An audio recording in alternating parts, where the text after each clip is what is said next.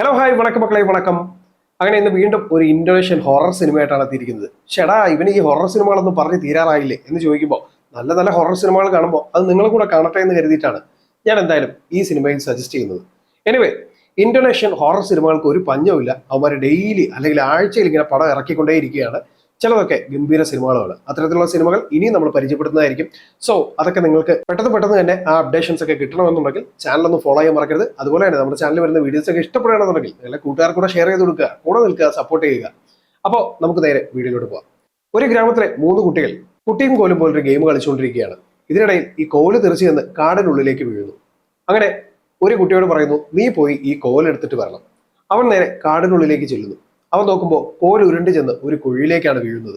എന്നാ പിന്നെ ഇത് എടുത്തിട്ട് തന്നെ ബാക്കി കാര്യം എന്ന് പറഞ്ഞുകൊണ്ട് അവൻ നേരെ ആ കുഴിയിലേക്ക് കൈയിടുന്നു. പെട്ടെന്ന് അപ്രതീക്ഷിതമായി അവന്റെ കൈയിലേക്ക് മറ്റൊരു കൈ മണ്ണിനടിയിൽ നിന്ന് ഉയർന്നു വന്ന് കൈയിലേക്ക് പിടിക്കുകയാണ്. ഇത് കണ്ട് പേടിച്ച് അവൻ ഉറക്കെ നിലവിളിക്കാൻ തുടങ്ങി. പക്ഷേ ആ നിലവിളി കേൾക്കാൻ ആരും ഉണ്ടായിരുന്നില്ല. കാടിന്റെ വന്യതയിൽ അവന്റെ ശബ്ദം അലിഞ്ഞു ചേർന്നു. അവൻ വളരെ ഭീതിജനകമായി തന്നെ കൈ പുറത്തേക്ക് വലിച്ചെടുക്കാൻ ശ്രമിച്ചു. പക്ഷേ മണ്ണിനടിയിൽ നിന്നും ഉയർന്നു വന്ന വികൃതമായ ആ കൈകൾ അവനെ മണ്ണിനുള്ളിലേക്ക് വലിച്ചെടുക്കാൻ ശ്രമിച്ചുകൊണ്ടേയിരുന്നു.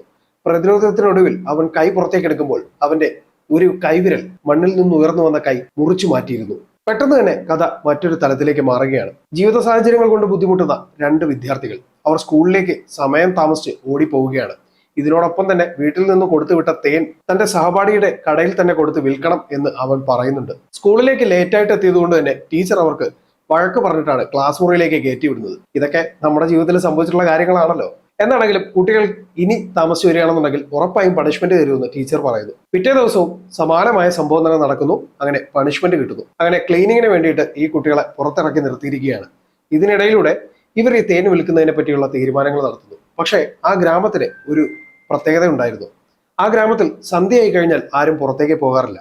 അതിന്റെ പ്രധാന കാരണം അവിടെ പുറത്തേക്ക് പോകുന്നവർ ഒരുപക്ഷെ തിരികെ ജീവനോടെ വീട്ടിലേക്ക് എത്തില്ല എന്നുള്ളത് തന്നെയായിരുന്നു. അതേ ദിവസം തന്നെ നമ്മുടെ പണിഷ്മെന്റ് കൊടുത്ത അധ്യാപിക വീട്ടിലേക്ക് എത്തുമ്പോൾ വാതിലടച്ചിട്ട് അടുക്കളയിലേക്ക് പോകുന്നു. പെട്ടെന്ന് ആ വാതിൽ ആരോ തുറക്കുന്നത് പോലെ അവർക്ക് തോന്നി. സൂക്ഷം അവർ ചെന്ന് നോക്കുമ്പോൾ ആ വാതിൽ തുറന്നു കിടക്കുകയാണ്. ആരാണ് ഇത് തുറന്നതെന്ന് നോക്കിക്കൊണ്ട് അവരവിടെ ചെല്ലുമ്പോൾ അവിടെ ആരുമില്ല. ഭയന്ന് പറച്ച് അവർ ആ വാതിൽ വീണ്ടും അടച്ചിട്ട് തിരിയുമ്പോൾ ആ വാതിൽ വീണ്ടും തുറന്നു വരുന്നു. അങ്ങനെ അവർ അത് പൂട്ടിയിട്ട് ഉള്ളിലേക്ക് പോകാൻ ശ്രമിക്കുമ്പോൾ തന്റെ പിന്നിൽ ആരോ ഉള്ളതുപോലെ തോന്നുന്നു. അവർ തിരിഞ്ഞു നോക്കുമ്പോൾ ഒരു ഇരുണ്ട രൂപം. പെട്ടെന്ന് പേടിച്ചു കുറച്ച് വാതിൽ തുറന്ന് അവർ പുറത്തേക്ക് വീഴുമ്പോഴേക്കും ആ ഇരുണ്ട രൂപം അവർക്ക് മേൽ പിടിവീണിരുന്നു. അങ്ങനെ വളരെ ദാരുണമായ രീതിയിൽ അവർ അവിടെ വെച്ച് കൊല ചെയ്യപ്പെടുന്നു. പിന്നീട് ആ ഗ്രാമത്തിൽ നടക്കുന്ന ദുർഘടം പിടിച്ച സംഭവങ്ങളാണ് ഈ സിനിമയുടെ പ്രധാന ഇതിവൃത്തം. ആരാണ് ഇതിന് പിന്നിൽ, എന്തൊക്കെയാണ് അവിടെ സംഭവിക്കുന്നത്, എങ്ങനെയൊക്കെയാണ് കഥകൾ മാറി മറിയുന്നത്, നമ്മൾ എങ്ങനെയാണ് തുടക്കം മുതൽ ഒടുക്കം വരേക്കും ആ കഥയിൽ ക്യൂരിയോസിറ്റി ആയിട്ട് പിടിച്ചിരിക്കുന്നതെന്നൊക്കെ ഈ സിനിമയിലൂടെ മനസ്സിലാക്കാൻ പറ്റും. സോ മനോഹരമായിട്ടുള്ള സ്ക്രിപ്റ്റിങ്ങും ഗംഭീരമായിട്ടുള്ള മേക്കിങ്ങും അത് തന്നെയാണ് ഈ സിനിമയുടെ ഏറ്റവും വലിയ ക്വാളിറ്റി. ഒരു യൂട്യൂബിൽ വന്ന ഷോർട്ട് ഫിലിമിൽ നിന്ന് ഇൻസ്പയർ ചെയ്തിട്ടാണ് ഈ സിനിമ എടുത്തിരിക്കുന്നതെന്ന് അവർ ആദ്യമേ പറയുന്നുണ്ട്. എനിവേ, ആ ഷോർട്ട് ഫിലിമും നിങ്ങൾക്ക് കണ്ടു നോക്കാവുന്നതാണ്. ഈ ഫിലിമും നിങ്ങൾക്ക് കണ്ടു നോക്കാവുന്നതാണ്.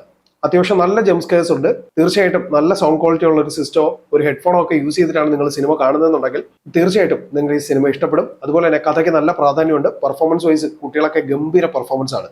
സോ തീർച്ചയായിട്ടും കണ്ടു നോക്കാൻ പറ്റുന്ന ഒരു കിടിലൻ സിനിമയാണ് വക്തു മഗ്രിബ്. സിനിമ ഇപ്പോൾ ആമസോൺ പ്രൈമിൽ ലഭ്യമാണ്. കണ്ടിട്ടില്ലാത്തവർ തീർച്ചയായിട്ടും കണ്ടു നോക്കുക. അതുപോലെ തന്നെ കണ്ടവരാണെങ്കിൽ നിങ്ങളുടെ അഭിപ്രായങ്ങൾ കമന്റ് ചെയ്യാനും മറക്കരുത്. നമ്മുടെ ചാനലിൽ വരുന്ന വീഡിയോസ് ഒക്കെ ഇഷ്ടപ്പെടുകയാണെന്നുണ്ടെങ്കിൽ ചാനലൊന്ന് സബ്സ്ക്രൈബ് ചെയ്യാനും ഫോളോ ചെയ്യാനും മറക്കരുത്. അതുപോലെ തന്നെ വീഡിയോസ് ഇഷ്ടപ്പെടുകയാണെന്നുണ്ടെങ്കിൽ നിങ്ങളുടെ കൂട്ടുകാർക്ക് ഷെയർ ചെയ്ത് കൊടുക്കാനും മറക്കരുത്. നിങ്ങളുടെ വിലയേറിയ അഭിപ്രായങ്ങൾ കമന്റ് ചെയ്യുകയും ചെയ്യണം. അപ്പോൾ പുതിയ വീഡിയോസായിട്ട് വീണ്ടും കാണാം. ദയവായിട്ട് ഒരു സിനിമ സജസ്റ്റ് ചെയ്യുമ്പോൾ തെറി വിളിച്ചുകൊണ്ട് വരരുത്. കാരണം നിങ്ങൾ കൂടെ നല്ലൊരു സിനിമ കാണട്ടെ എന്ന് ആഗ്രഹിച്ചുകൊണ്ടാണ് ഈ സിനിമയൊക്കെ നിങ്ങൾക്ക് സജസ്റ്റ് ചെയ്യുന്നത്. അപ്പോൾ കൂടുതലൊന്നും പറയില്ല. പുതിയ വീഡിയോസും റിവ്യൂസും റോസ്റ്റിംഗ് ഒക്കെ ഞാൻ വീണ്ടും വരുന്നതായിരിക്കും. അതുവരേക്കും